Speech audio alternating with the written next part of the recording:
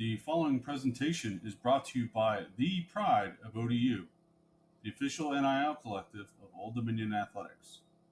Be a Monarchist. Join the Pride.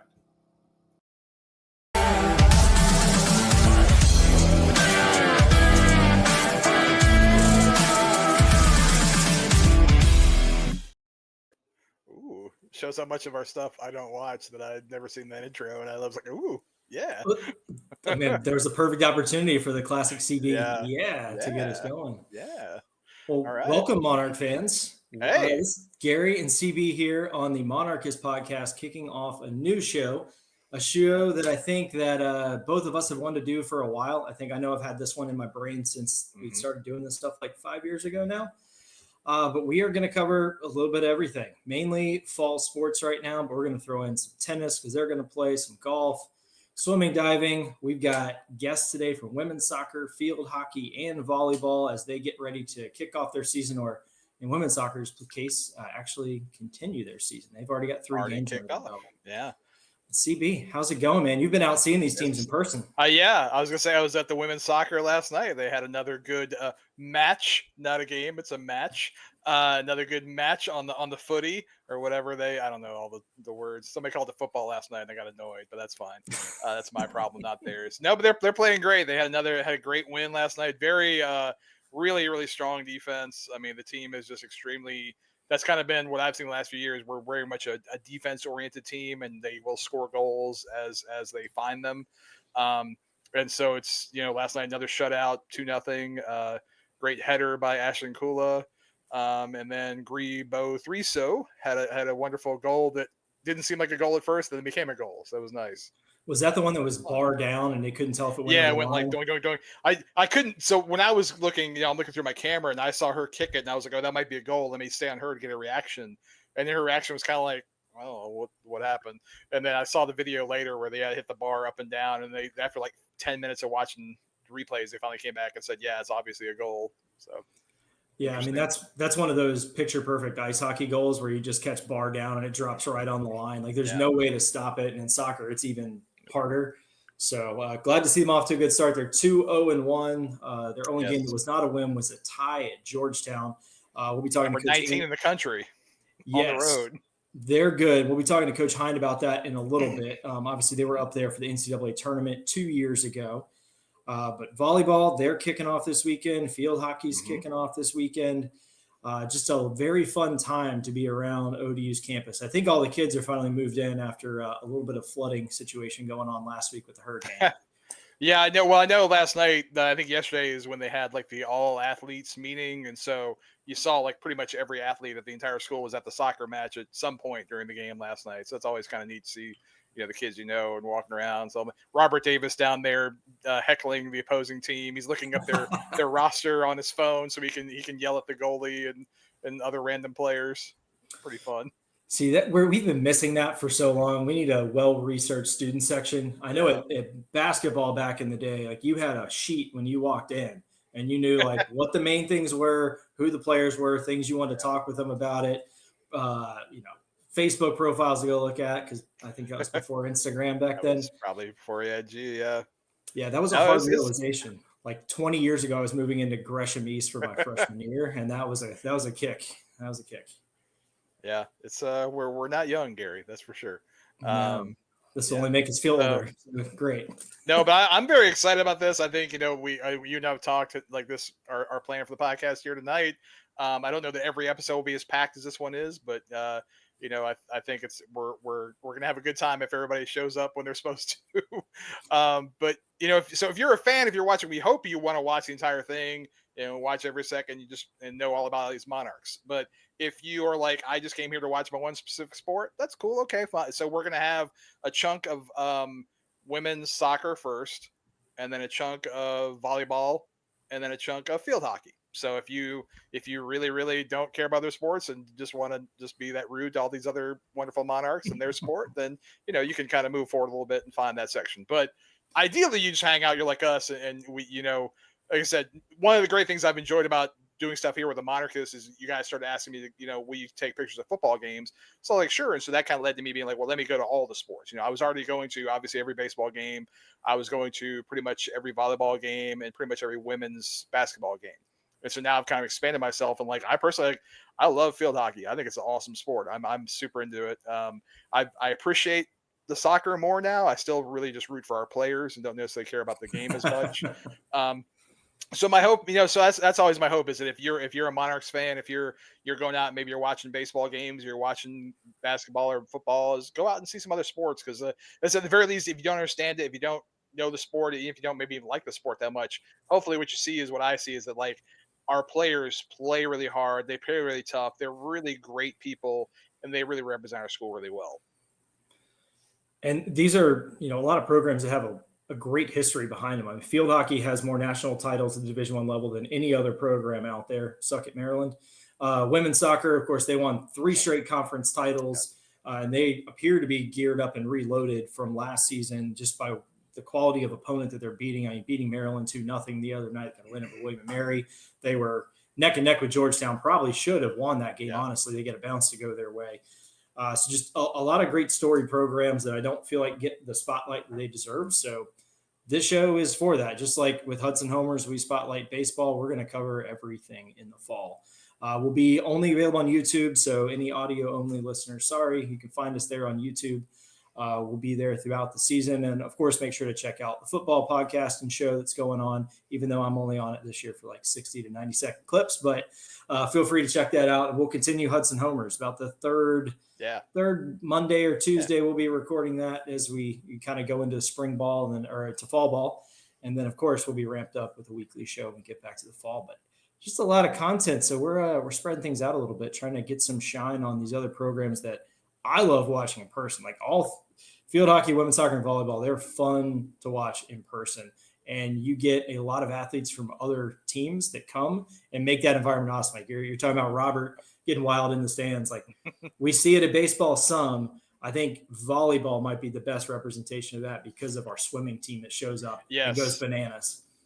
The speaking of bananas, they're typically in banana hammocks at the volleyball team. So if you're a fan of that, that's a plus. Yeah, they have been great supporters of the volleyball team. The swimming team will come out and that's the volleyball facility is so great because it's smaller. I think it seats about 900 1,000 people. And so it doesn't take a lot to be filled up and to have a really awesome atmosphere. So when that place is full and they're winning some games and rocking, like the volleyball is a pretty awesome experience. It's funny to think this is only their 6th season coming up. It's very crazy. Yeah. And for you old heads out there, this is kind of like men's basketball playing in the field house back in the day, where smaller, more compact, a little noise goes a long way. Very, very similar environment there. So you can usually catch them on like a Friday too, before like a home football game. So if you're in the area, just make a weekend of it, go enjoy it. Field hockey typically will have something on Sunday afternoon to kind of wind down your weekend with a little extracurricular activities. It usually gets fun at field hockey. That's for sure. Yeah. I really like field hockey is great because the clock never stops. The game takes about an hour and a half. It just moves. Like even when there's like and half the time you ask them what happened, they don't know. But there's a penalty or stop, and they just kind of stop, put the ball and go. Like there's not a lot of everybody loves football, but like football, there's a whole lot of nothing happening for a lot of times. Yes. So if you actually, if you're more like basketball, some of these other sports like field hockey and volleyball are like a lot of go, a lot of action. As a photographer, a lot of times I'll have to spend a lot of time after the fact finding the good pictures because I don't have time during the game to find them. You're just running up and down the sideline, hoping you don't trip on something. Yeah. Exactly. I understand that. Not to get a volleyball to the nose. Yeah, you got to be careful because we've got some players that can rip on the serves. And if it's a little bit out and the defense knows that, they're not going to touch it. So if you're standing on that back wall, guard yourself. You may eat one. Yes. I've been fortunate. I've not gotten any. I've come close with a few basketballs and volleyballs here and there. Yeah, for sure. Yeah, so if you need another incentive, just find CB when you're there at the game and just watch to see if he gets hit by some sort of flying object. I'm a large target too. It's amazing I haven't been hit. It's kind of a miracle, honestly. Probably speaking into existence right now. Oh yeah, you're due this weekend coming up. You're going to catch one way or another. There we go. Let's go. All right. Well, we're going to have women's soccer head coach Angie Hind here shortly, along with a player. But man, I'm just excited to see the fall season going. Like, it's weird with kids going back to school, the summer's ending, and I actually get excited about that because that means all the fall sports are finally here, and maybe it won't be 1,000,000 degrees outside. Yeah, it was. I mean, like the game last night, it was very nice. I think it was like low 80s, maybe high 70s. So it was, for being the end of August and having what felt like a very nice fall night, it was a good time. All right, Monarch fans, we are into our women's soccer segment for this evening for the first episode. I want to bring on ODU women's soccer head coach Angie Hind to the stage. Angie, how's it going? It's going well, yeah, very well, guys. Thank you for the invite. Yeah, coming off of a big win last night over Maryland, 2-0. Pretty impressive way to start the season with the tie at Georgetown, then knocking off Maryland last night.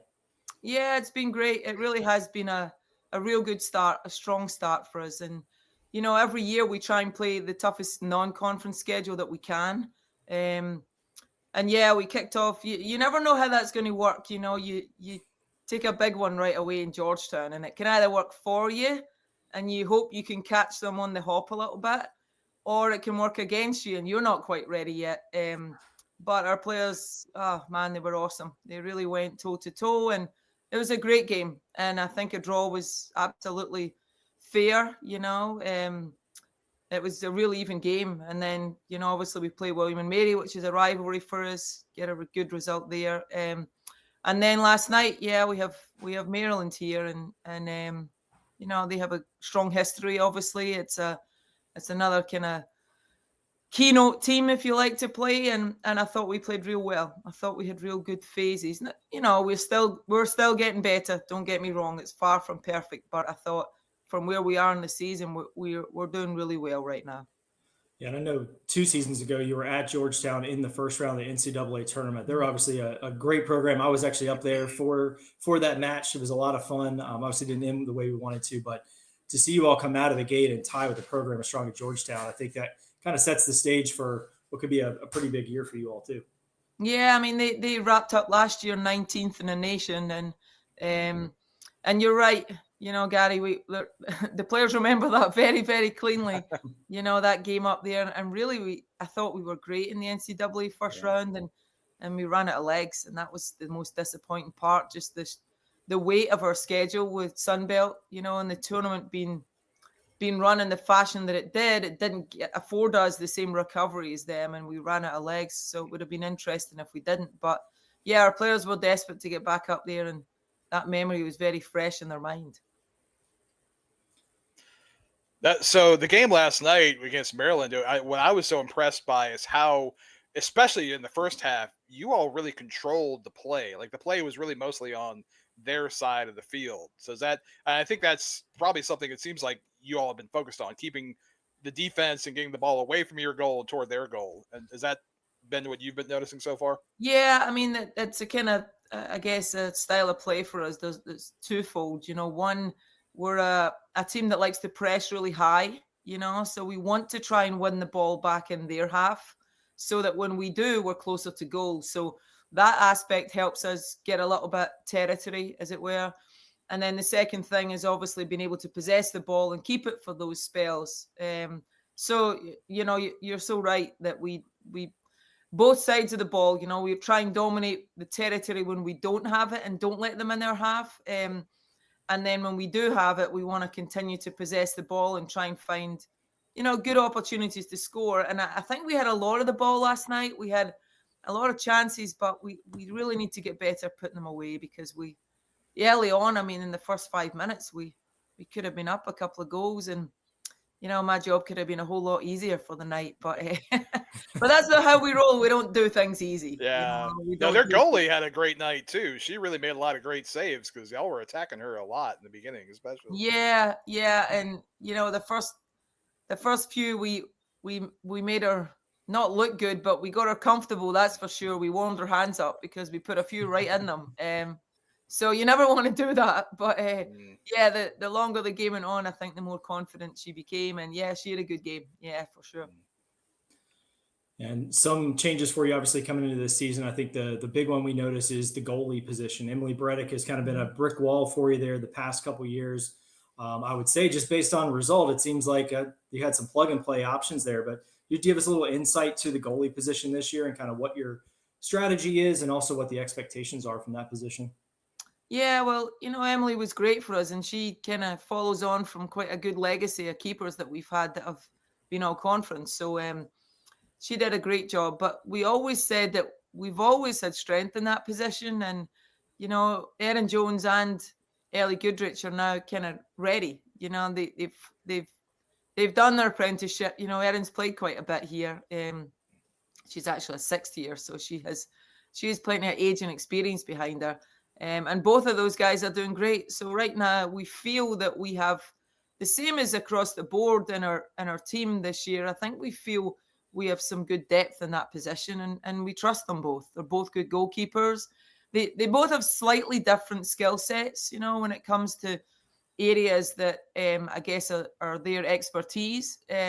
So that's nice. It means that we can kind of choose the keeper that we feel might be most effective with their style of play. But yeah, now we're excited for those guys because they've worked super hard, and they've had some good games already.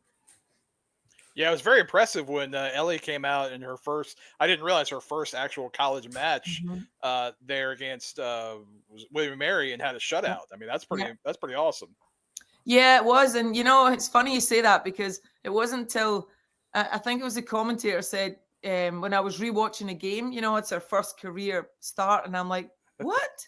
No, I actually didn't believe it, but yeah, she did so well. She's so calm, and she has that kind of presence around her that she makes others feel comfortable. But yeah, she did really well to come into a rivalry game like that was very competitive, and to get that clean sheet was fantastic. And you've 3 matches under your belt so far this season. Is there anyone that has kind of surprised you as a standout through these first 3 that maybe you weren't expecting?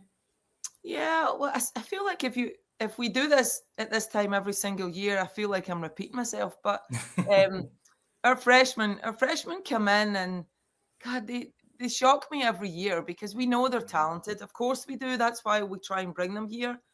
But what really surprises me is just how mature they are when they come in. Like Dylan McIntyre is our local kid, and she's playing in the back line right now as if she's been here for 2 seasons. It's seamless. She just feels comfortable.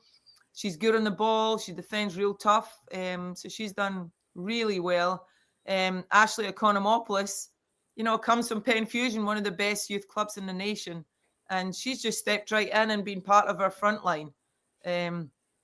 Already scored a goal. So, you can't ask for much more than that. And then Koto Davis has jumped in as well as a freshman. So those guys, they've really they haven't surprised me, but they've excited me, but just how quickly they've kind of stepped up and got used to the pace. I mean, Koto's playing against Georgetown in the wing against one of the best wingers that we'll probably play all year. And she's got her chasing Koto. And I'm like, well, confidence, and, she's humble, but they're so confident. And I love to see that in young players. And, agree that you'll talk to later. You talk about shock. She hasn't shocked me, but it's incredible just her trajectory as an athlete. She's just phenomenal. And I say this all the time, that she's probably the fittest player I've ever worked with. She does everything right. She wants to win every single ball. She's happy to be the unsung hero, happy to win the ball, happy to play for others, happy to do the hard work.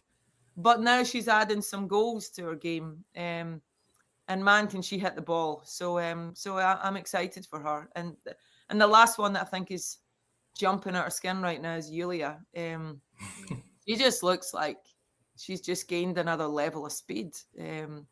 So yeah, it's amazing what confidence can do, and just a little bit of experience playing in a good team in the summer. And yeah, but they're all doing really well. I'm really pleased with where we're at right now. That sounds so familiar. Yulia, she's extremely fast. She plays very mean. She's very aggressive out there. And I have several pictures of her just kind of walking away with the other player on the ground. I mean, so is that something that you look at and you're like, well, it's a benefit to be aggressive and fast. Yeah, I mean, we kind of joke. I call her the Ukraine train, because she can shift. But yeah, she's, and she's someone that in the gym, like, this kid's super strong. She's super strong. And for the first few years that we've had Julia, I don't think she's really used that strength. She's had it, but never really applied it so well on the field. We've seen it in moments. And now I think she's actually beginning to realize, hey, I'm real strong. I'm real fast. And I'm also a pretty good soccer player too. So here we go. And she's having some fun with it. And I'm excited for her because she's worked really hard and a very genuine kid. So yeah, it's nice to see. And it seems like the recipe for, someone who's going to be pretty good on the team if they've got all those things together.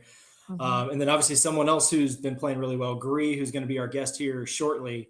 I saw the video of that bar down goal from last night. And fans, if you haven't seen it, head to the ODU Women's Soccer social media. It's all over X and Instagram and all that. You got to check that out. But she's going to be on here in a few minutes. And it sounds like you've been pretty impressed with her play to start the year too.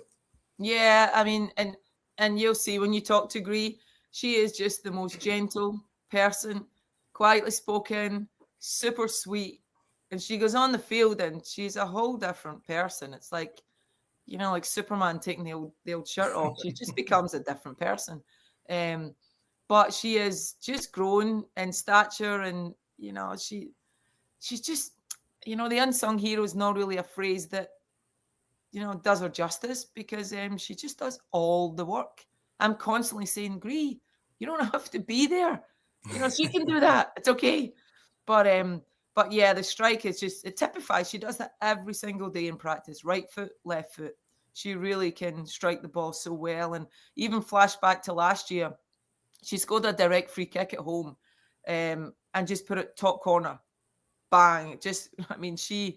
She's doing great right now. And as a captain, she's everything, she just typifies everything that you should do the right way. So I'm excited for the year for her. I really am. And I know she's getting seen a little bit better now. She had a great summer as well, playing down in Asheville. And yeah, she's a player who I think will go on and play pro for sure. She'll have options. And you've got some big stuff on the schedule lined up here. Next game is Sunday at 6:00 against Liberty. And then next Thursday, September 4th, Virginia Tech rolling into town for Pack the Park night at 6 p.m. I would imagine you're pretty excited about both of those matchups coming up here. Yeah, excuse me. And for different ways, we've been playing Liberty since I've been here. So that's 12 years. And we haven't played them every year. But I should have checked this stat before I did. But I can't remember beating them. I honestly can't. I think we maybe done it one time, but not significantly. They're a team that just have had our card. And I don't know why. And obviously we're paying a little bit more attention this year to see if we can figure that out, because they're a program that's absolutely on the up, and Lang has done such a good job there. And their schedule has been released as one of the strongest in the nation this year. They really have a tough schedule.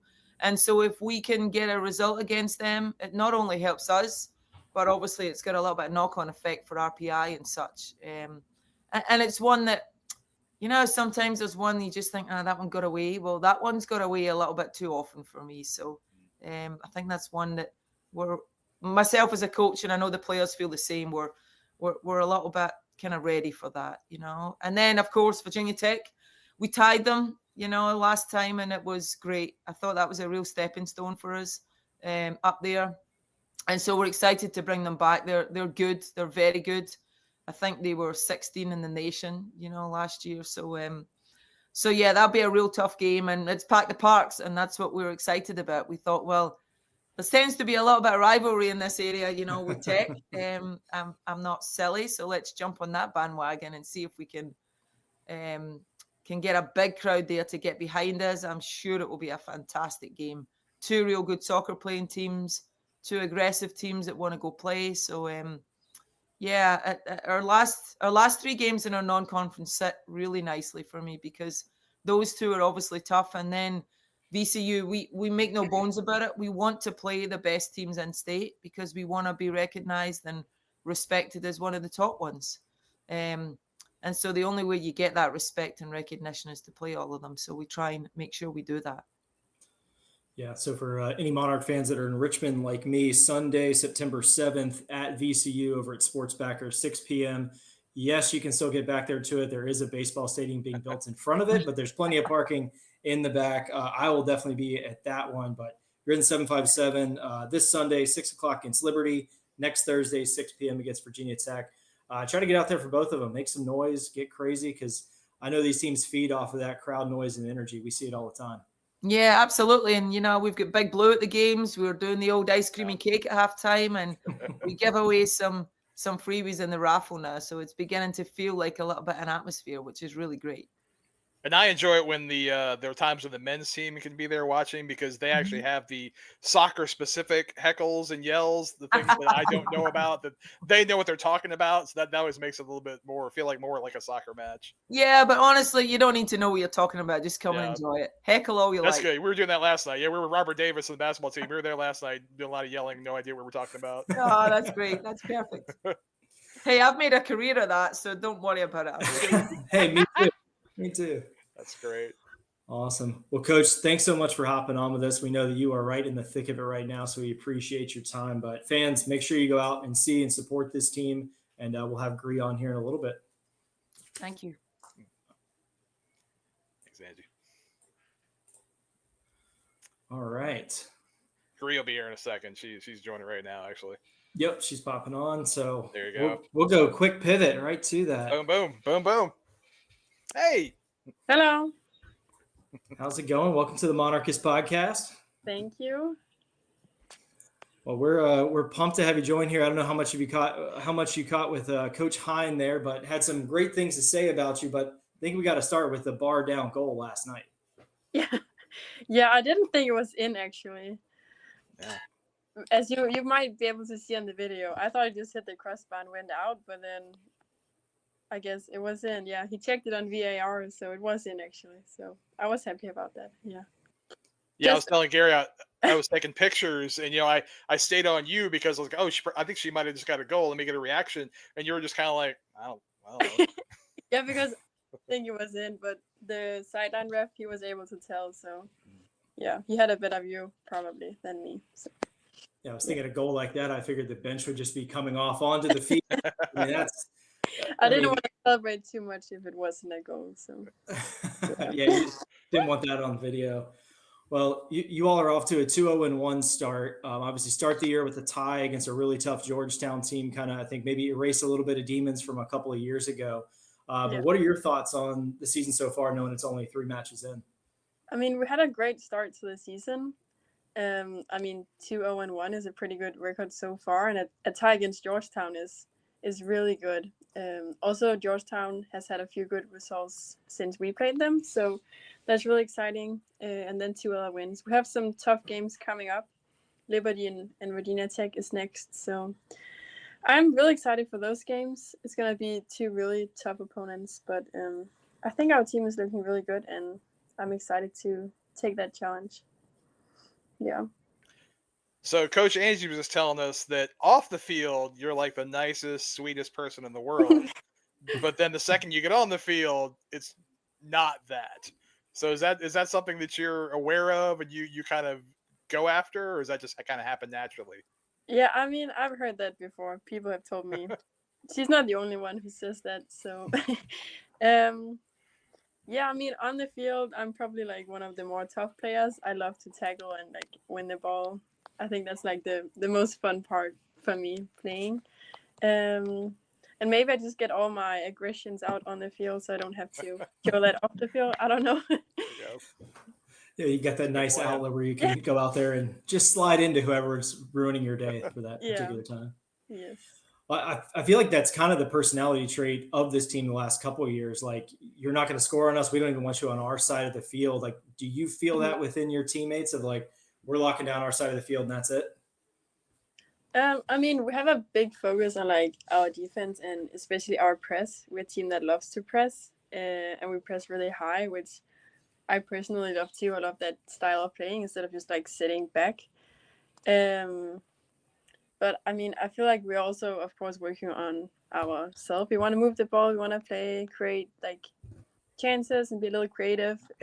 But definitely our defensive structure and our press is like one of the things we really care about, and we always practice and take care of. Yeah.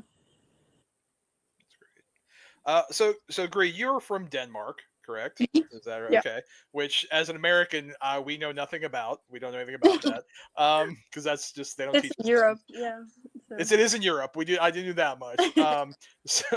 So how did you end up in Virginia in the United States? So how did you end up at ODU? Yeah, so I took a little gap year after high school, was trying to figure out my life a little bit, and then I started talking to this agency that helps recruit players from Denmark to college in America. And it just started off with a little like innocent conversation, honestly, and then one thing took the other, and suddenly I was making a highlight video, talking to coaches, all of this, and then I ended up talking to Angie and Michelle, and then I never got the chance to come visit before I committed because of COVID, actually.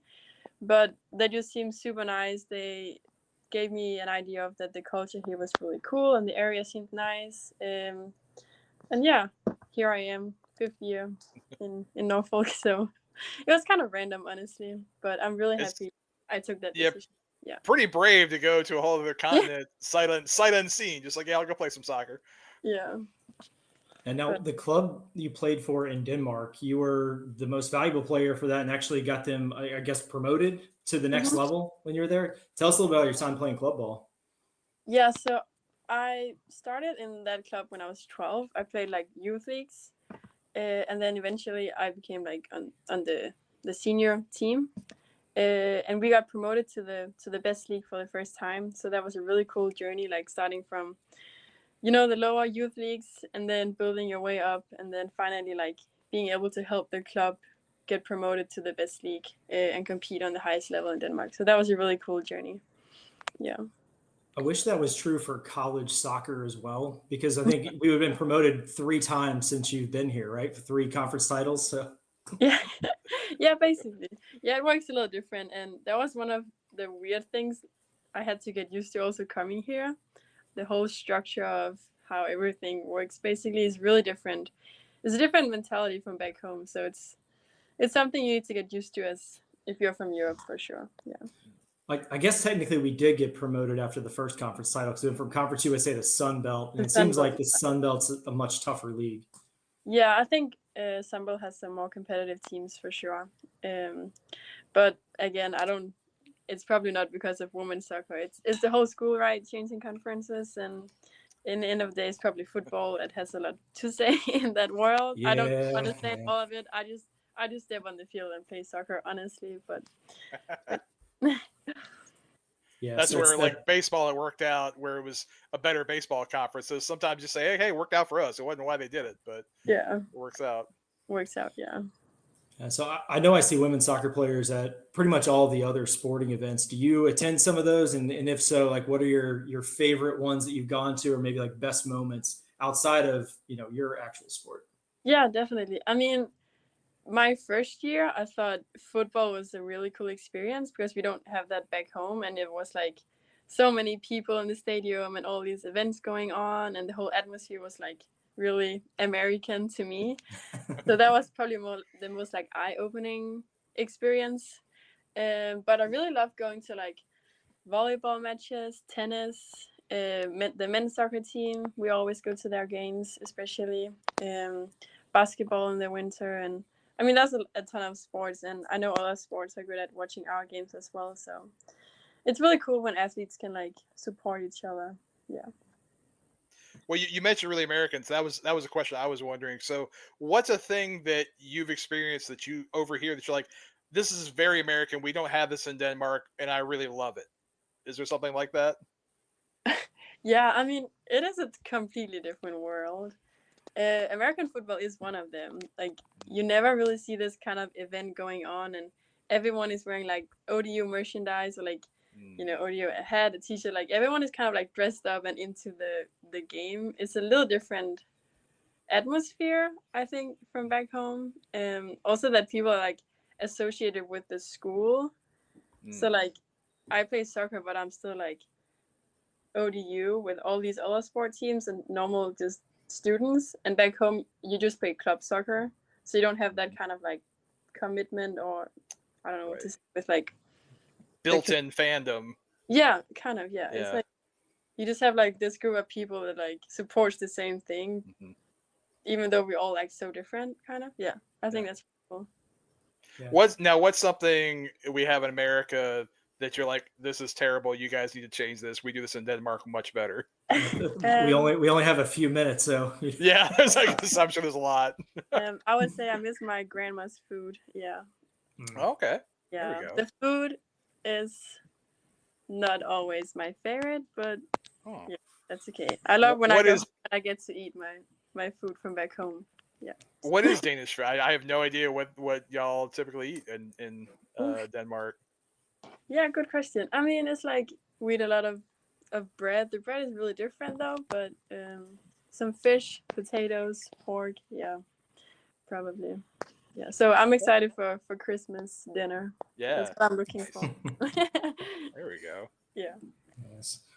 Well, awesome. Well, Gree, thanks so much for coming on with us today. We're getting the fans pumped up to come see you all play Liberty on Sunday at 6, and then next Thursday, Virginia Tech comes to town. It's Pack the Park night, 6 p.m. kick on the 4th against Virginia Tech. I know Coach Hind's looking forward to these two games. They're going to be big tests. What are your thoughts on Liberty and Virginia Tech? And we won't get you in trouble, I promise.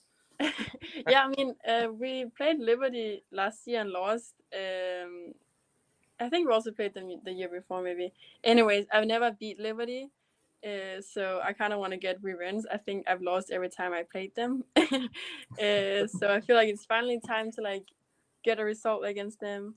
And then, of course, Virginia Tech is like a big school. They're ranked top 25 right now. But we tied them 2 years ago away. So I'm just really excited to play them at home and Pack the Park. So hopefully a lot of people on the stands will help us. Yeah. All right. Well, fans, you heard it here. Show up to both of those games, get the fan support, get a little revenge, see a game mode here that gets engaged where things get a little chippier on the pitch, but that's a good thing. Oh, yes. Well, great. Congrats on the great start. We really appreciate you joining us. Thank you. All right. Thanks. Thanks, Greg. All right. Well, there we go. That was the soccer portion of the show. That was fantastic. That was wonderful. Yes, and we're going to pivot very quickly here to start talking about Old Dominion volleyball. ODU Volleyball head coach Fred Chao joins us. Fred, how's it going? Hey, guys. Going well. How are you? Speaking of soccer, I think you're out there at your son's soccer practice. Is that right? That is correct. There you go. Awesome. Well, thanks for hopping on the first episode of this, kind of encapsulating all the fall sports here. We love having you on. Program record in wins last year. You had a 10-match winning streak. You have 2 Power 4 wins under your belt. Take us through kind of what you're prepping for and what you're looking forward to with your season kicking off this weekend. Yeah, I mean, the team's been back for a little while. We've had the last 3 weeks. We started preseason earlier than we have before. It's a NCAA allowance, but I think we're still figuring things out. We have some key changes in our lineup. New setter. Obviously Maya Conway has graduated. She's leaving soon to go play pro in Sweden, so we're excited for her. Alice is going to play pro in Italy, so we've got players that we're trying to figure out how we're going to score those points and where those points are going to come from. But we've enjoyed every day in the gym with this team. They're eager to learn, they're eager to get better. So right now we're just figuring out what our system's going to be and just grooving it. Does this feel like you're almost having to build the program for a second time now? This is about the most change you've had since it started. To some extent, yeah. Just because I mean, we've had players, Elisa and Bree. They've played a significant amount last fall, but we're constantly pushing everybody to improve and get better. So as we move them into a new place in their ability, it changes what we we can and can't do, and hopefully it expands what we can do, and we can play a little differently and compensate for some of those lost points. So I do have, so my knowledge of college volleyball extends back to when ODU first started. So I don't have a lot of, It's extensive. Lot to compare. 5 Yeah, seasons. exactly. Not very extensive, right? So my question is, I look at, in this very short period of time, you've had 2 players that feel pretty iconic in Thrysøe and Maya Conway. It feels like even if the program had been around for 50 years, we'd still think, oh, those were special players. Am I right in thinking that way? I see, because the head nods, so I'm on the right path. Yeah, no, absolutely, you're right. And I think what makes them both stand out is each other. When I went to recruit T in San Diego, one of the things that stood out for me was her backsetting range. And so I thought, okay, I think that's something that we can do. It's a little bit different in the women's game where you're setting a lot of sets in the front, but Thrysøe had really good, really strong range behind. And Maya, being a lefty, her natural position was going to be on that right side. So kind of the 2 of them linking up together was really a big part of our success early on. Yeah, and I know you all had a scrimmage the other day against East Carolina. I know you said you're probably plugging and playing and trying to figure some things out, but any key takeaways for you from that scrimmage with East Carolina? Yeah, absolutely. We needed to, after that, we kind of looked at film and went through everything, and we saw that we really needed to push the tempo more. That's the set release to our attackers touch, that time needed to be cut down quite a bit, because we were giving their block defense too much time to set up and set up double blocks against our smaller left sides, which, we offensively, we've got to make up for size with speed and tactics. Everybody hits the ball hard, so power isn't going to be a defining differentiator. It's going to be speed and smarts. So, I think ECU showed us that we can play and we need to play a lot faster than we have been. So we've been working on that. Yeah, so that brings up a thing that, having Maya Conway, that 6'4" rocket arm weapon that you had, not having that. I mean, obviously, like I said, Brianna Jones is there and she's played great, and Elisa Maggi has played great, but they are different kind of players, right? I mean, they're tall for life, but for volleyball, not necessarily, right? I mean, they're maybe right at 6 foot, under 6 foot. How do you have to do things differently without having the insanely tall, insanely powerful hitter? I think that's where the speed and the smarts is going to have to come in. When we had Maya, there was a lot of attention focused on her, and so everybody else benefited from that, because the block would be late to whoever it was that was going to be there. And fortunately, our middles, we still have Emma and Leanne, and if we're controlling the ball well, they should be able to be effective as well. But when we're not controlling the ball, or we're in a dig position and we're out of system, when that ball usually went to Maya, and she more often than not took care of it for us. But now we're gonna have to go to our other pins and 2 new players that are fighting for that right side spot, and we're gonna have to learn to manage some errors first and make our other teams continue to play, and maybe instead of being so terminal where we're just gonna score, or we don't, or we make an error, now we're gonna have to say, okay, we're gonna give you the ball back in a difficult situation. Hopefully we get the ball back in a better situation after their 3 touches, and then we can run a tighter system against them. So you're asking a bunch of 20-year-old college kids to be patient. Is that what I'm hearing?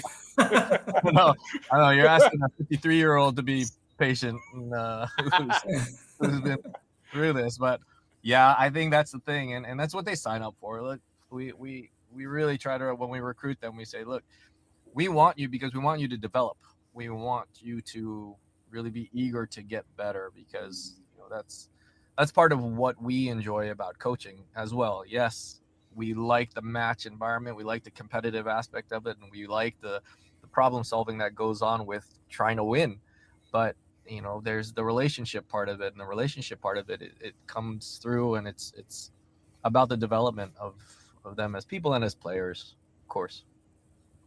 Yeah, no, you picked up a couple players in the transfer portal this year. I think Taylor Moats was one of the key ones from Arkansas State. Want to hear a little bit about the transfers that are coming in, but also just the overall state of the transfer portal in the sport of volleyball. Like, is it as crazy as basketball and football is right now? Like, what's your read on that, and how has that impacted you? Yeah, first, I don't think it'll ever be as crazy as I hope not. basketball. No. And if it does, I probably won't be on the podcast as the standing coach. You just be our third mic. That's fine. Right, Yeah, no, it's not that crazy yet. And for us, we are still on the rise. We are still developing our brand. We're still, in a lot of places, unless there's really someone's really paid attention to us and have seen what we've come from over the last 5 years, they're going to think, hey, they're okay. They do really well, but the same players that we want, so do the Power 4 teams, and so do the teams that have established, longevity of wins and all of that. So that's where it gets really hard to compete against them through the transfer portal. But I don't have to like it. We just got to get really good at it. And I think we did pretty well this year. Taylor's a transfer from Arkansas State. She didn't play last year. She didn't see any court time last year, but I project her to be, she was already in the scrimmage. I think she'll see some time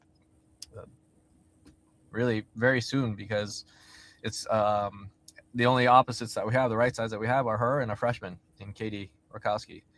So the competition is going to be there for a little while, and you'll see both of them at some point for sure. In January, we picked up 2 setters. After the end of the fall semester, we lost both of our setters through the transfers, but I think we made up pretty well with who we brought in. We brought in Kyra Hampton she's a transfer in from Virginia Tech, and she's a physical athlete. Her block is, I don't know, it's really hard to hit around her. So, her reasons for transferring are hers, but I think she's really enjoying getting the development here that we're giving her, and the training and all of that. So I think she's going to be really good for us. And we have Victoria Zagumni. She is awesome. She's an awesome player. She's awesome to work with. She brings a lot of experience in already, and she led Chicago State to their first NCAA tournament experience. So but she just fits in with us so well. Yeah. How important is that for your team, is having those players who fit in and are part of the culture that you want to have? It's really important. And I think because we as a staff, if we were to put one thing that we want our players to really walk away from their experience with Old Dominion, it's gratitude, right? There's so many people. There's you guys. There's our donors. There's all of the support, the community. They get, if they don't feel a sense of gratitude for being part of this, then I think something's wrong. Something is not going to connect with myself as a coach, with our staff, the way we've picked our staff.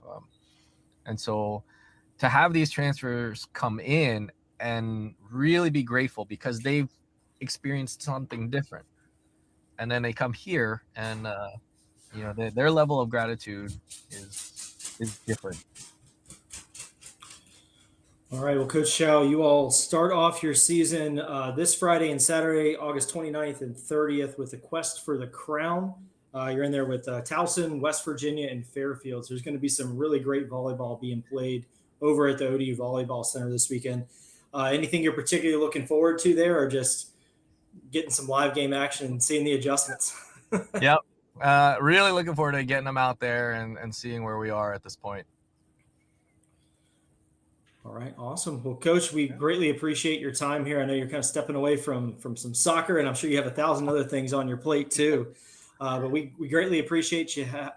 Greatly appreciate having you on here, and look forward to talking to you more throughout the season. That'd be great. Thank you so much for having me on. All right, Thanks, thank Fred. you. Appreciate it. See you Friday, man. All right. Well, we're going to take a quick break, and then when we get back, we're going to have Elisa Maggi. Elisa Maggi. Yes, I couldn't find the name on this just crazy chart of things I have That's here. all right. But we will be right back. This episode of the Monarchists podcast is brought to you by the Pride of ODU Collective. Their mission is to elevate the experience of student athletes through name, image, and likeness, while also elevating the fan experience. If you or your business are interested in getting involved, you can reach out to us directly or go over to theprideofodu.com. That is theprideofodu.com. Thank you for listening, and go Monarchs. There we go. All right. Welcome back, Monarch fans. We're going to continue our volleyball conversation here and bring on Elisa Maggi. Elisa, thank you so much for joining us. Hi. Thank you guys for having me. Yeah. Glad you're here. All right. So you're coming into your junior year. How's that feel? I mean, it feels like you were just a freshman. I know. Time fly by so fast. I can't believe I'm a junior. Really. It's insane. It really feels like I was a freshman yesterday, but I can't wait to start season. Third season here. Wow. That's great. Well, just while we're talking about, how did you end up? How did you come from Italy to Norfolk, Virginia to play volleyball? I know. Everybody says that it's so random because it's not super known as a place, but from Italy, when we talk to the coaches, we video call them. They show like all the facilities and everything looks brand new from like all the places. So basically we choose based on the coaches. So that's how I chose ODU. Okay. So you coach, had, so yeah. It was one of those, like, you first time you actually were here at ODU is when you were already enrolled and showing up for practice. Exactly. I That's actually great. came here late because of my high school. So when I came here, everybody was already doing things. And I was like, oh, okay, let me join.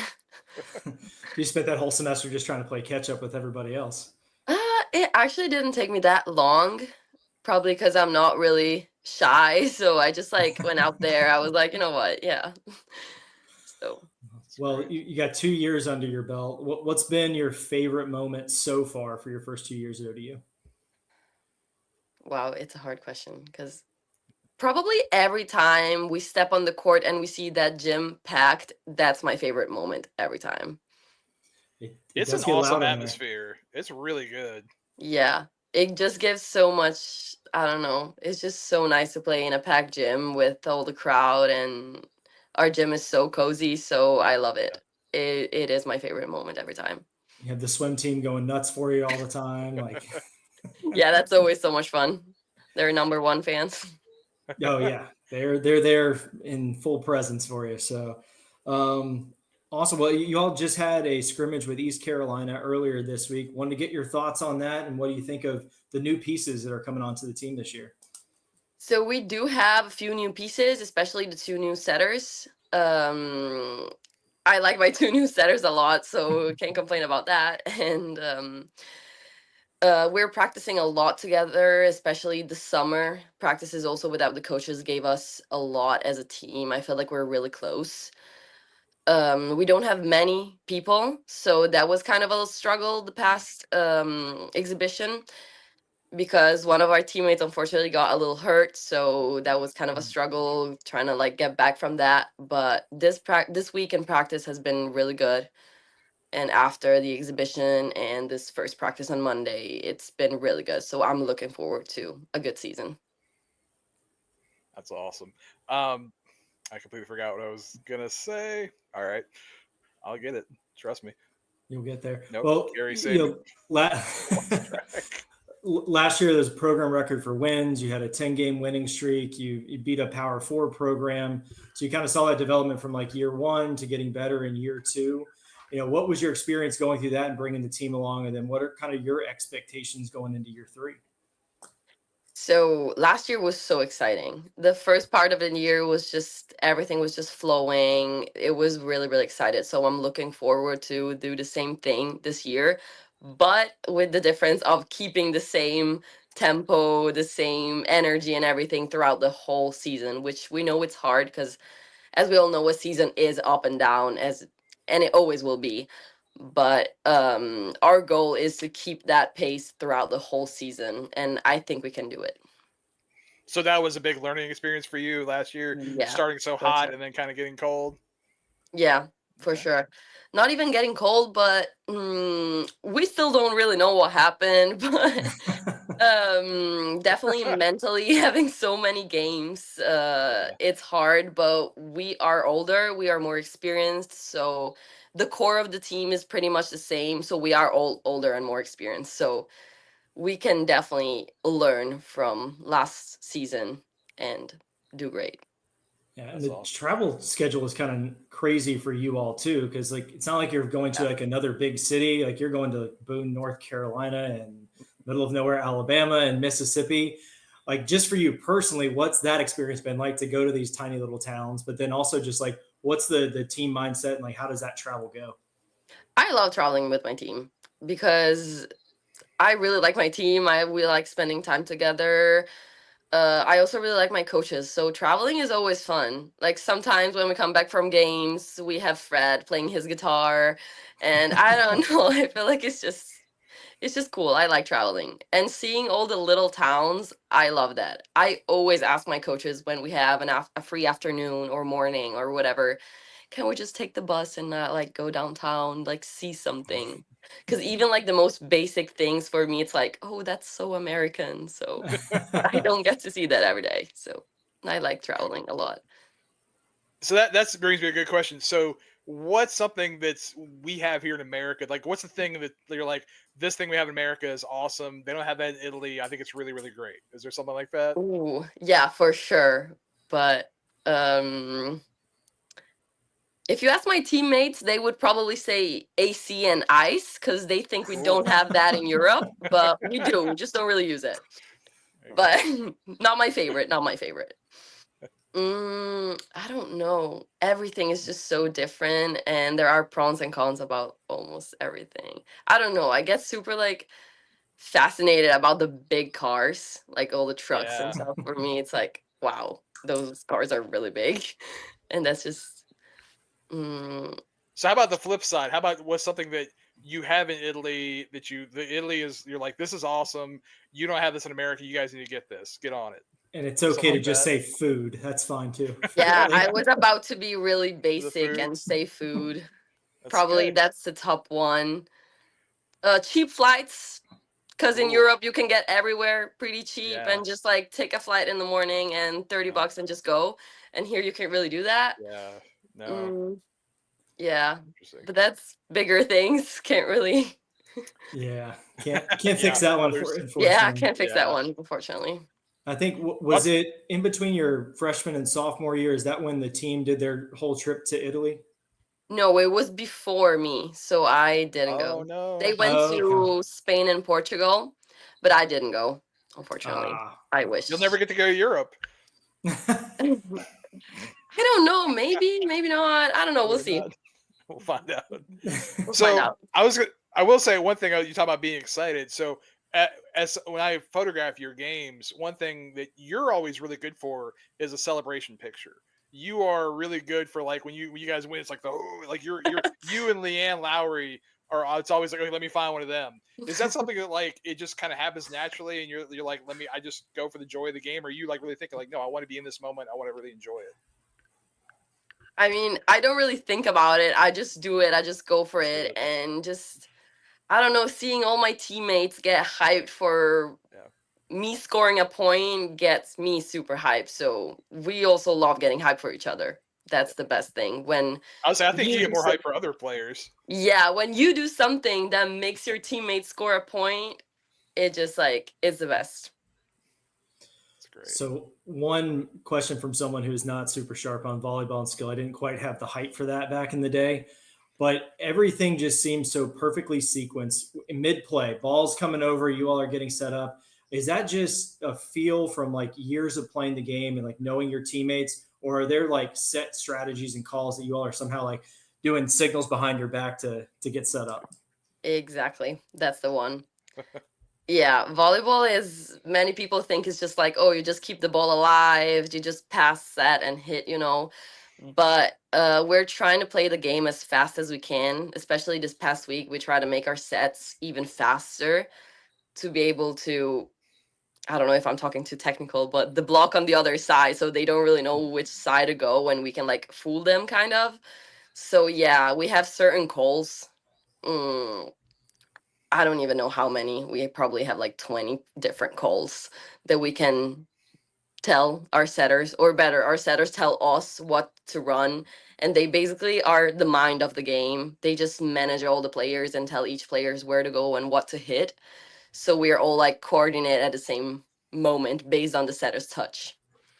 And yeah, everything starts from there. So I feel like we're like a year or two away from you all having like the thing baseball has with the pitch comm, where there's like a speaker in your ear and a Apple Watch or something like that. But when it's flowing right, it's like perfect choreography, like a dance move. It faked me out a couple times last year. I had no idea he was like rising up on the net to go crush the ball. I was like, glad I'm not on the other side of the net for that. Yeah, that's the best part, when the setter can fool the middle on the other side and we can just have no blockers in front of us and just hit open net. Lots of fun. Well, is it better to hit open net or like someone who doesn't quite have their hands in front of their face coming right over top? That's hard. I don't know. I really like hitting open net because you can just like go and hit hard. But I also like making like smart plays. So like looking where the defense is not and making like a little short tip right behind the block and stuff like that. It probably gets you more hype because you're like, whoa, I used my brain here. This is smart. I'm always amazed that you all don't have like constantly jammed fingers or like broken noses. I mean, do your hands get beat up a lot? Yeah, definitely. Yeah. I mean, last week or 2 weeks ago, I like jammed a little bit my finger, but not even playing volleyball. We were throwing footballs. But always football to blame. But we get a lot of balls in our heads. Like we get hit a lot, probably every single day. Yeah. But I guess we just get used to it. Bruises and jam fingers. It's just part of the game, you know. Yeah. Did you play other sports growing up, or was it all volleyball? I swam for a little bit. I did horse riding for a little bit, but nothing major. Volleyball, I started when I was 6 and I never stopped. Wow. That's pretty awesome. That's impressive. That's very cool. Great. Well, fans, make sure you go out to the ODU Volleyball Center. The season kicks off this Friday and Saturday with Quest for the Crown. You got Towson, Fairfield, West Virginia, all in there. There's just going to be great volleyball, I think, all day Friday and Saturday. But any final parting words for the fans other than get your butt to the volleyball arena? Exactly. Pack the gym. Yes. Awesome. Well, thank you so much for joining us today. It's great chatting with you, and look forward to having you on in the future. Bye. Have a good one. All right, thanks. Yeah, good luck. See you Friday. All right. What a good. This is one of the reasons why doing this is so fun. Like what great folks. I mean, we've had 4 people, and we're hopefully about to have some field hockey folks talk to us. But I mean, like, could you feel any better about being a Monarch than having these folks representing you out in the fields? Yeah, it's pretty awesome. I'm excited for fall sports to really get going here. I know women's soccer is already rolling at this point. But yeah, excited. Got to get over to volleyball. It's a good one to go to. Like if you're already going to come into town for like football on Saturday, like they're usually playing at home on that Friday or on that following Sunday. Like great time to go out and catch one. It's an awesome experience, awesome environment.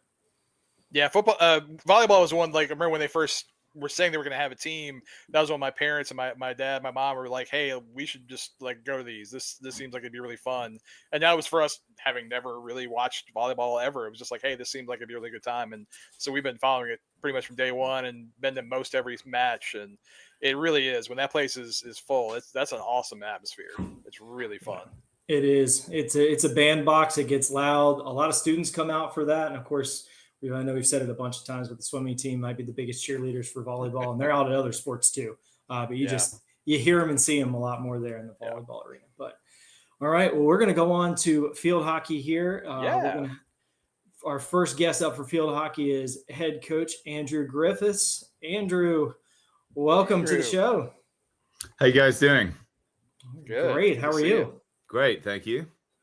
About to say, I feel like it's been a couple of months since I last spoke with you. I know we've run into each other at Afterglow a couple times. We've interviewed a few times, but great to have you on this kind of new edition of the Monarchist podcast coming out. Yeah, thanks for having me. All right, so we're gearing up. You all kick off our startup on Friday as well. VCU at home at 5:00. How's camp been so far, and what are you looking forward to in that opener against VCU? I would say camp has been really tiring. Well, that's good. Yeah. It's been almost 3 weeks, and we have 2 new assistant coaches. So the coaching staff is really very new, and we're trying to work things out together. And we have, I think, 8 new players from last season. So also trying to figure that side of things out. But it's been great. A lot of energy, a lot of really good things happening on a fundamental level. And we've had 2 scrimmages against top 10 teams, probably Virginia and Maryland. And we played Maryland yesterday up there, and we've done well. So really pleased with the progression, especially from the start to where we are right now. So feeling really good about the way that our team is building together. No, I know that's great to hear, because I was going to say that's great to hear, because you, as you said, you have some new players, because you bringing back some really good ball players, but you lost some good players too. I mean, so losing Tess Jedlu, who was just a hard hitter, and Freddie Zangenbergen, and just a rocket all up and down the field. I mean, so do you feel like you've got some players who can come in and kind of replace that and bring their own spin on things? Yeah, we've got, I would say, more than just the players. We did lose some very good players, but more than just the players, there's been a shift in how we're playing. One of the themes has been team hockey in how we play, and you can see that one of the goals we scored this last week was just a great example of 2-touch passing, moving the ball quickly, running off the ball, working hard, simple stuff. So not so much individual amazing play, but team hockey, which has been exciting for everyone to be involved in. So I think there's a bit of a shift there.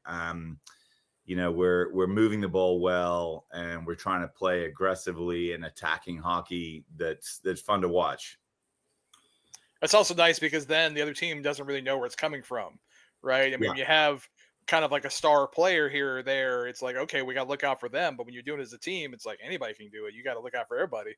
Yeah. They were looking out for Freddie for sure last year. Right. How do we shut down Freddie? And so, if Freddie wasn't firing, we had to kind of figure something else out. Now it's a lot more, seems to be a lot more balanced in the way that we're playing, at least up to this point. Now, obviously, the season, when it gets really going, we need to reflect that in our performances there. But it's been great. It's been just a really good preseason so far in terms of growth, and it feels like that. I think the team feels it too. And I love your approach to scheduling, because you've always tried to have one of the toughest non-conference schedules you could possibly have to prepare you for the Big East. I hear that even just with the scrimmages of Virginia and Maryland. I mean, those are 2 pretty strong programs historically, especially Maryland. But I see Duke on the schedule, Michigan's on the schedule, UNC, perennial teams we played. I know obviously that gives you a big shot at some higher ranked opponents, but can you talk a little bit about what that does for your team going into Big East play when you're playing really good Big East competition too? Yeah, I mean, I think, the only way you're going to be able to compete when it comes down to the nitty gritty in the key games is by playing well against good teams, because you're going to play good teams. And the Big East teams are getting better and better each year. Liberty, UConn been good for a while. Temple's getting stronger. Villanova's getting stronger. I mean, throughout top to bottom, they're getting better. And so we've got to be ready to play. We've got to be used to playing really good teams. And then that helps us to get to push to a higher level as well. So I think, I mean, that's always been my approach with scheduling, is you got to find a balance, obviously, but to play a number of really good teams. And we're going to keep doing that, working on next year's schedule right now for 26. And we've got a tough lineup as well. We added Princeton this year, who are their top 10 team. And Penn is getting stronger. So it's going to be a tough season, but that's great for us. Yeah, and you have those like in one weekend, right? You're at Princeton, then at Penn. Yeah. That's the second week. I think it's our second weekend of the season. Yeah, 5th and 7th of September. I mean, that in and of itself is like a tough road trip, and that may not even be the toughest one on your schedule this year.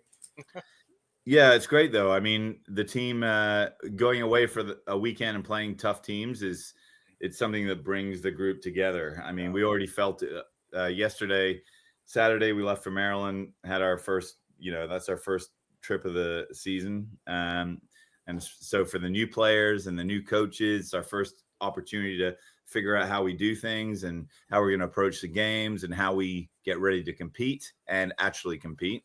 And so those are the fun, the road trips are sometimes the best memories, I think, for the college student athletes. They love those times being on the bus together. And we had some good times on the bus on the way back yesterday, singing along to things. And yeah, it's a lot of fun.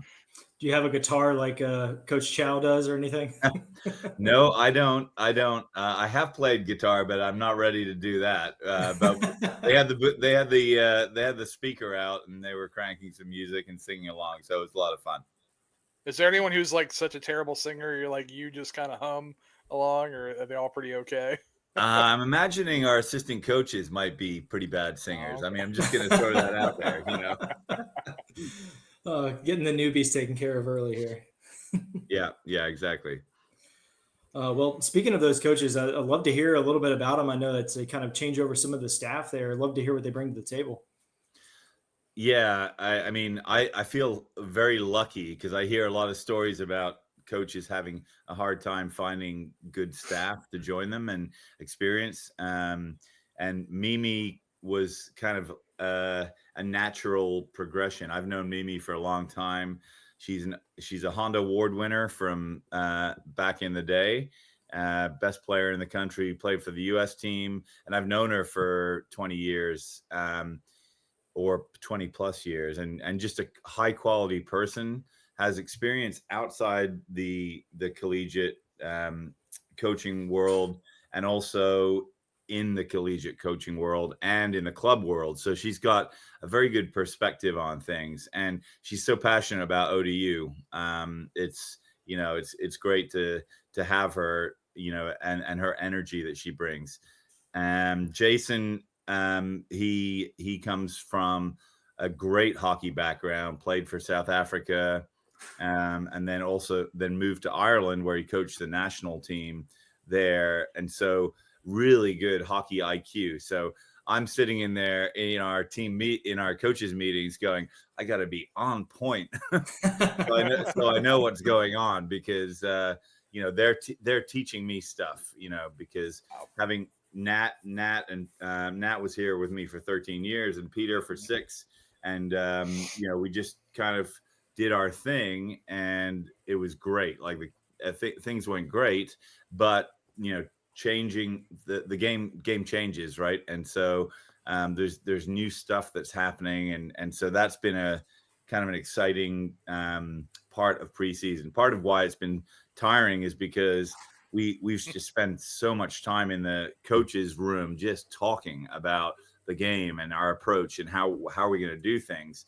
And we could probably have spent 24 hours a day doing just that. So it's been fun and challenging at the same time. And I think the team is embracing the whole thing.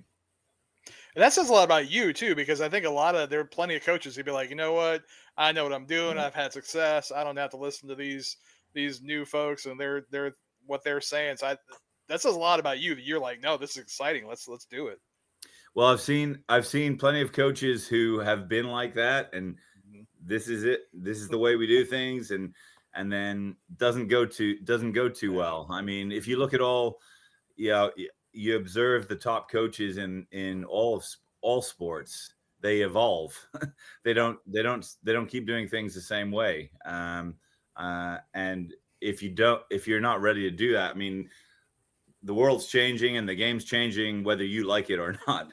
So try and figure it out and be on board with it. And it's also fun. It's interesting to learn about, how things are changing, how different the young athletes are seeing the game and how they're buying into it and what can be done, because the game in field hockey, the game's changed significantly over the last even 10 years. And so it's been fun. And, our game against Maryland yesterday, the team played really well and showed some of those things, some of those positive changes, and it's been just fun to see.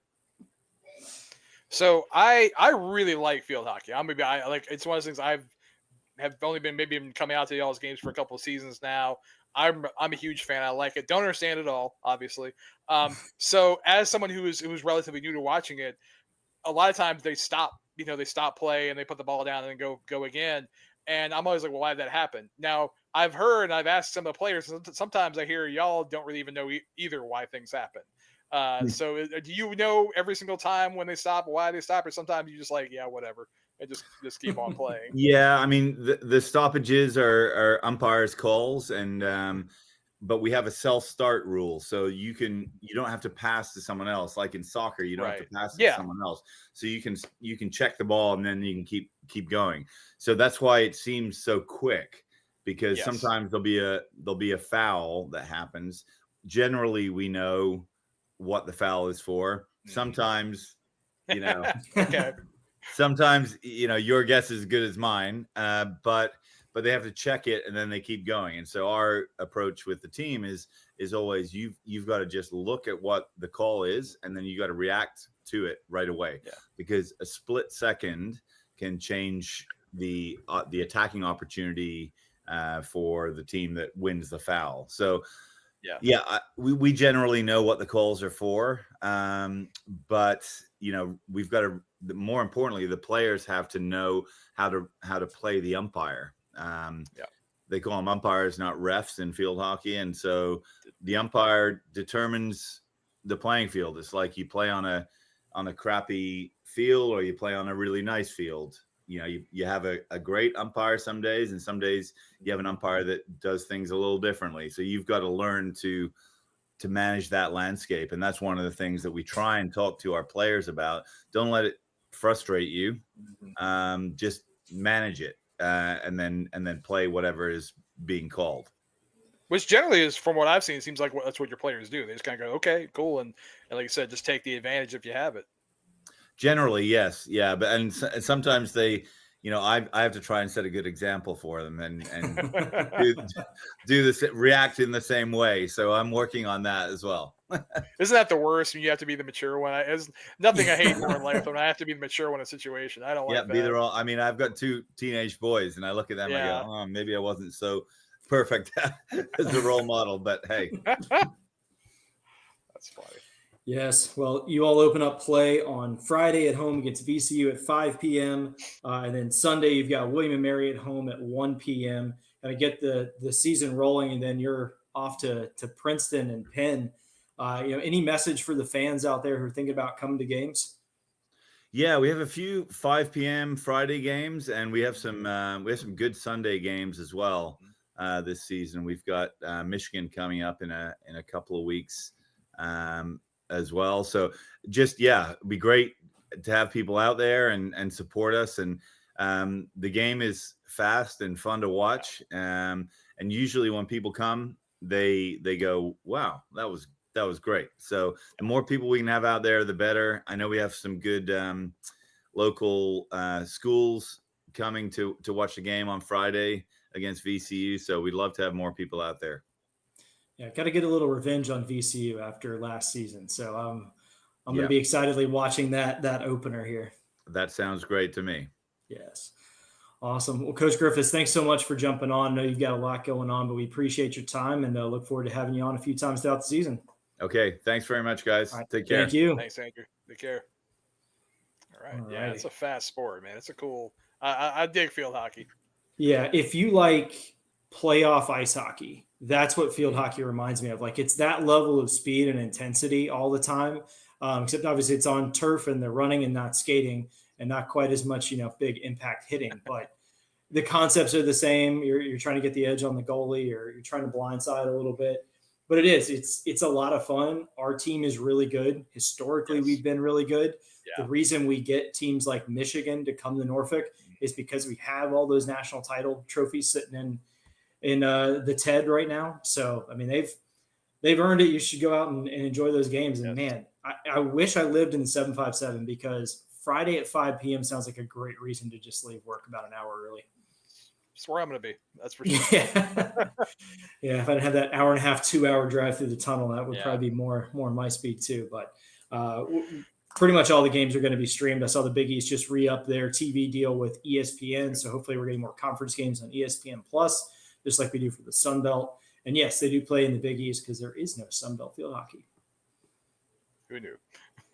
We're in like 6 different conferences. Like I think we're in the Big 12 for rowing. You start listening like, Villanova and UConn. You're like, okay, all right, this is different. Yeah, but it's funny though, we're still not in the same conferences like VCU and William and Mary. Right. Yeah. It's different, but there's good rivalries in there. Like ODU Liberty and field hockey is, I mean, that's an intense rivalry right there between the coaches, players. Yeah, played each other. Liberty's one of those schools just fun to beat no matter what. Liberty's just a fun. They don't. I feel like they haven't done enough things nationally to get the kind of like disapproval that they probably deserve. But they're definitely a school that you'd like to beat. They got some britches that are a little bigger than they are.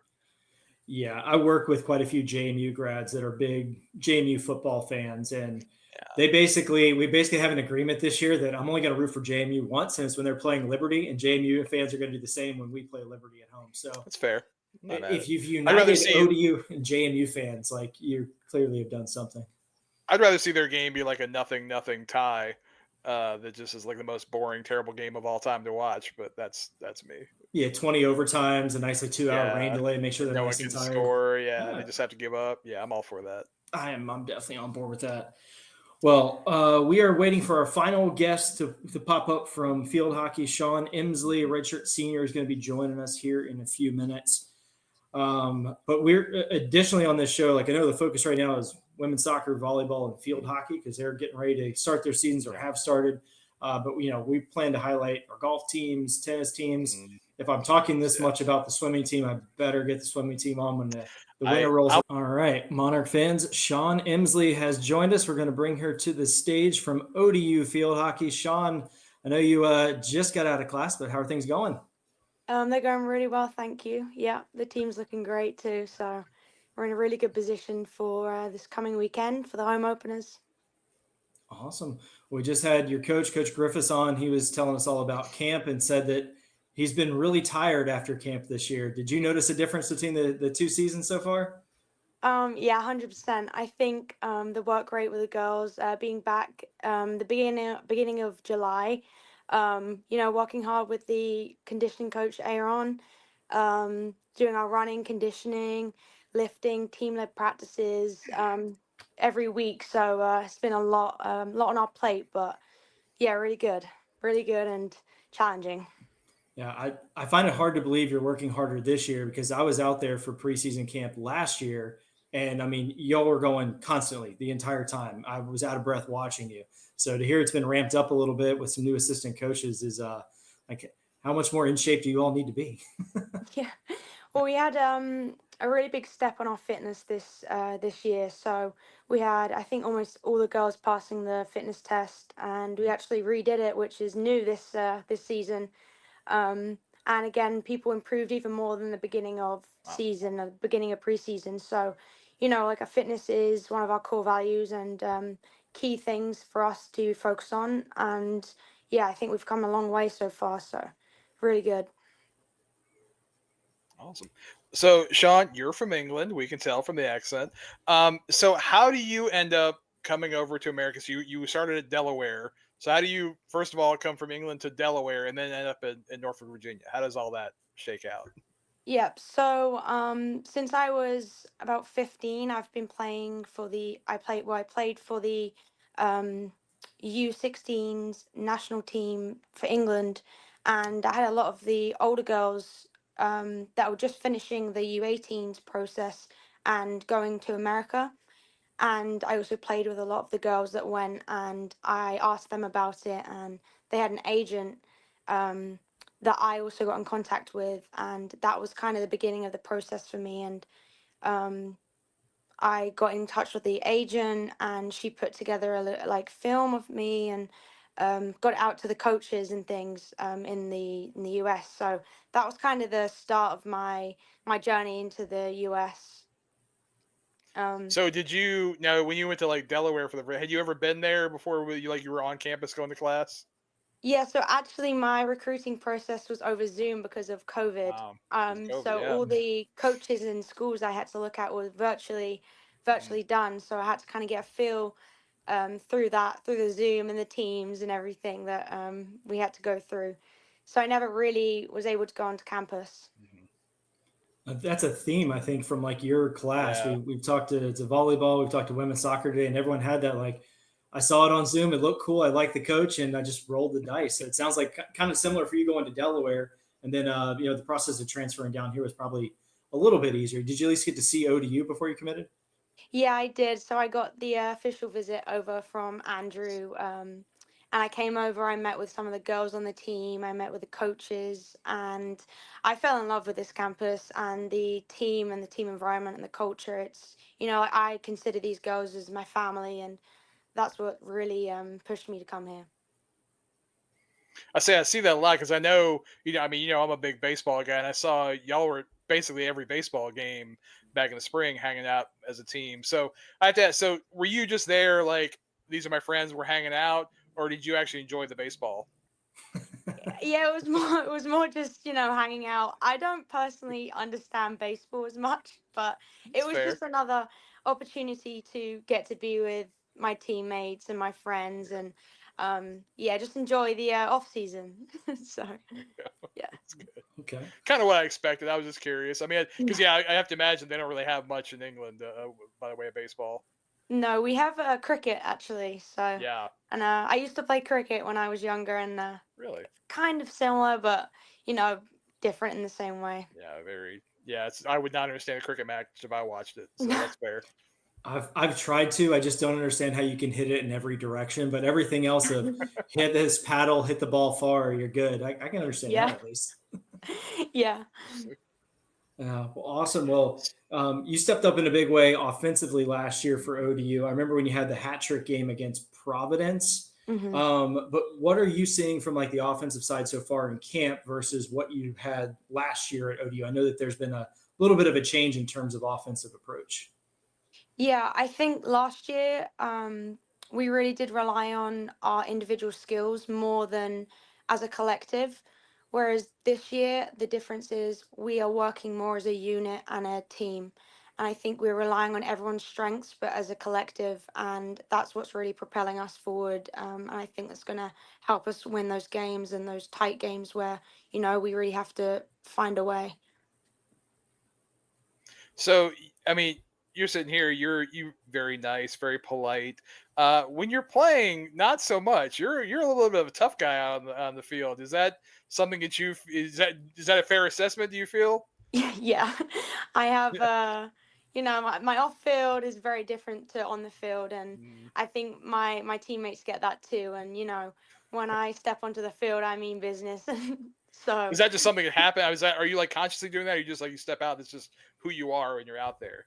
I think it's just who I am when I'm out there, and I've I've done that all my life, playing a sport, whatever sport it's been, and it's just the balance between being a sports person and then separating it from your personality and things from the sport and to your own personal life. What other sports did you play growing up? So We said cricket, obviously. I played cricket. I played some tennis, golf, gymnastics. I played roller hockey, which is a Okay. niche sport, but I actually played for England in roller hockey too when I was growing up. And what else did I play? I think that was everything. Yeah. That was a long list. That was plenty. Yeah. Yeah. Is roller hockey as intense there as it is in the few places you find it in the US where like it's a very physical game? Yeah. It is. I think it's a little bit more intense because not a lot of girls played when I was growing up, so I was always finding myself on the guys' teams, and I think that's where I got a bit of my aggression and Yeah. drive too, because I had to fend for myself out there. So, they didn't care. They were trying to win too. So I kind of adopted that mentality. Well, we've just let our fans know that enforcers do exist in field hockey like they do in ice hockey. So that's great. What are you most excited about for this season? I'm just very excited for the potential we have and the growth that we have, because right now we're doing very well. I think our scrimmages that we had recently against UVA and Maryland, top teams, we held them very, very well, and there was a lot of positives to come from it. So I think that we can take another step now in our season and really prove that, we're here to play and to win.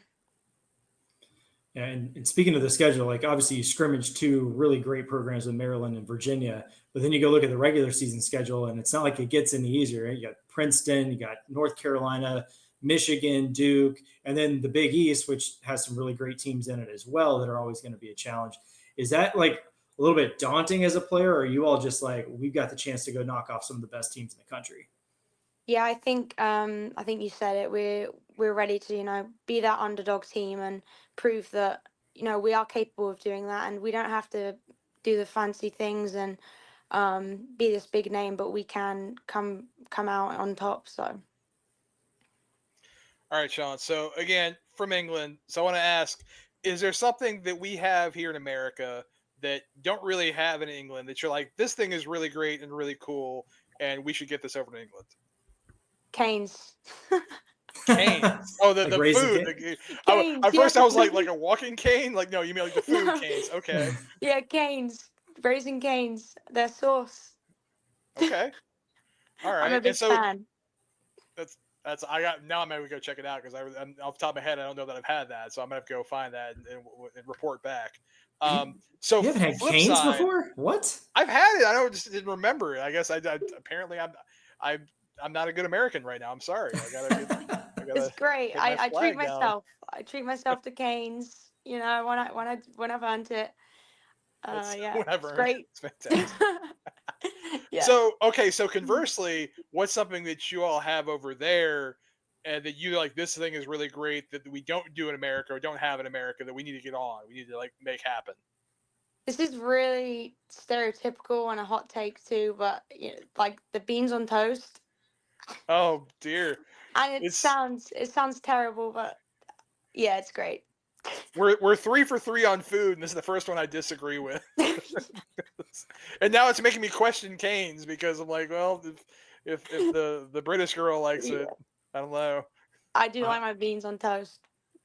Yeah, a full English breakfast is actually really good, and that may be because I like more like lunchtime food. I don't really eat a lot of breakfast, but it's a pretty good combo, man. All right, so it's all. So this is what we're finding internationally in this show, because you're the 6th guest we've had, and the 5 of the 6 have been from other countries, and it seems to be the food is the big thing that we don't have that we need to get. So that's good. We try. We're trying. We always try to take from others.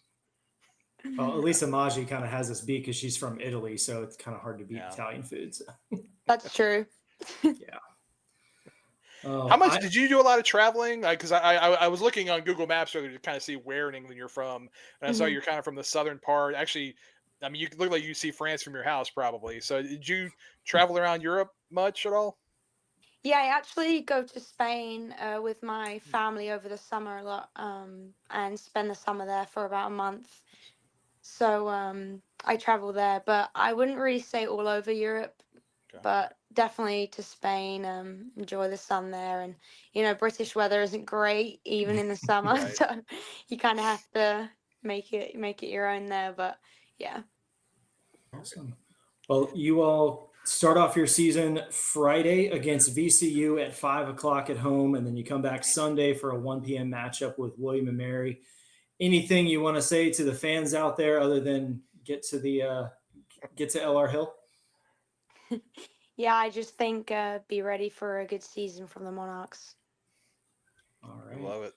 Well, Sean, very excited to see you again. I'm looking forward to you getting out there being mean again. And we really appreciate you joining us tonight. Thank you. All right. Thank you. All right. Well, that will do it for us, the first episode of the Fall Sports Monarchist podcast. We appreciate you all tuning in. Make sure to tell your friends, tell your family, tell your teammates, everybody else. We'll be coming out probably every other week throughout the fall, maybe something live if we get something worth going live for. But thank you all for listening, and go Monarchs. Go Monarchs.